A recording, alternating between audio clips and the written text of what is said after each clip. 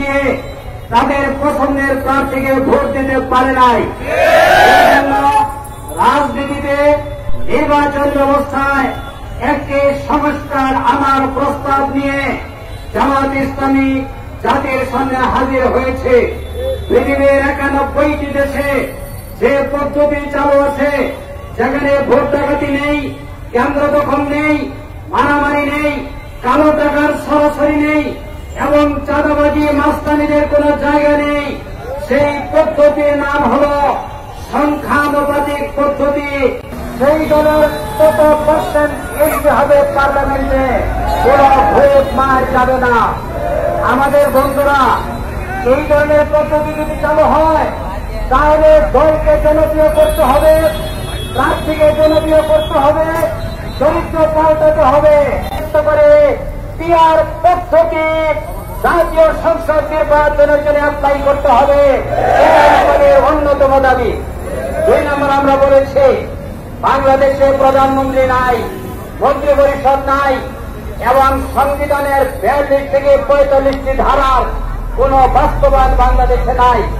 সুতরাং এই শূন্যতা পূরণ করতে হবে। জনগণের যে আন্দোলনের মাধ্যমে স্বৈরাচারের পতন হয়েছে, সেই জনগণের ইচ্ছার প্রতিফলন হিসেবে জুলাই সনদকে আইনগত ভিত্তি দিতে হবে। 3 নম্বর, আমরা বলেছি যারা গণহত্যা করেছে 2000-এর মতো আমাদের ভাইদেরকে হত্যা করা হয়েছে। মুক্তাগাছার বদরবাড়িতে জুলাই আগস্টের একজন সৈনিক শুয়ে আছেন, তিনি জীবন দিয়েছেন এই আন্দোলনে। 137 জন শিশুকে হত্যা করা হয়েছে। পৃথিবীর ইতিহাসে এত অল্প সময়ে এত শিশু, কিশোর, তরুণ, যুবককে হত্যা করার কোন নজির নেই। যারা এই গণহত্যা করেছে অবশ্যই তাদের বিচার বাংলার মাটিতে করতে হবে। এরপর আমরা বলেছি আওয়ামী লীগ জনগণের দুশ্মনে পরিণত হয়েছে, কারণ তারা জনগণের ভাষা কেড়ে নিয়েছে, অর্থ কেড়ে নিয়েছে, সম্পদ কেড়ে নিয়েছে, জাতীয় নেতৃবৃন্দকে হত্যা করেছে। সুতরাং তাদের 1 নম্বর দোষর হল জাতীয় পার্টি। আপনারা দেখেছেন আমাদের প্রধান নির্বাচন কমিশনার বলেছেন জাতীয় পার্টির যে প্রতীক তার মালিকটাকে ওনারা খুঁজে পাচ্ছেন না। যেখানে মালিক খুঁজে পাওয়া যায় না, তারা কিসের ভিত্তিতে বাংলাদেশের রাজনীতি করবে? সুতরাং তাদেরকে আইনের আওতায় এনে বিচারের ব্যবস্থা করতে হবে। এরপর আমাদের আরেকটি দাবি, সেটা হল লেভেল প্লেইং ফিল্ড। শক্তি থাকবে না, এই জন্য আমাদের লেভেল প্লেইং ফিল্ড। আমরা ভদ্র ভাষায় কথা বলতেছি, আপনারা আমাদেরকে মেহরবানি করে রাস্তায় নেমে প্রতিবাদ ও প্রতিরোধের মাধ্যমে দাবি আদায় করতে আপনারা বাধ্য করবেন না। আমরা আন্দোলনকারীকে আমরা জানি, আমরা জীবন দিতে জানি।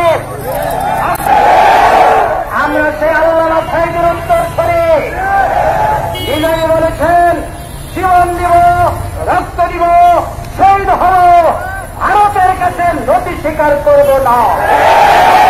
আমরা সেই দলের কর্মী। আজকে আমি মুক্তাগাছাবাসীর প্রতি কৃতজ্ঞ। আপনারা এই গরম রৌদ্র গ্রাহ্য করে আমাদের ডাকে সাড়া দিয়ে দূর থেকে শেষ পর্যন্ত ছিলেন। আমি আপনাদের সকলকে আমার পক্ষ থেকে কৃতজ্ঞতা জানাই। আগামী দিনে যে কোনো কর্মসূচি বাস্তবায়নে আপনারা রাজপথে নামবেন, আপনাদের সাথে আমি আছি, ছিলাম এবং থাকবো ইনশাআল্লাহ। আপনাদের সমর্থন নিয়ে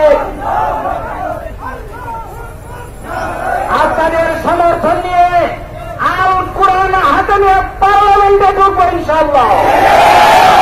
কোরআনের পক্ষে কথা বলবো, হয় বিজয় হবে না হয় শহীদ হব। আপনাদের সবাইকে ধন্যবাদ। আসসালাম।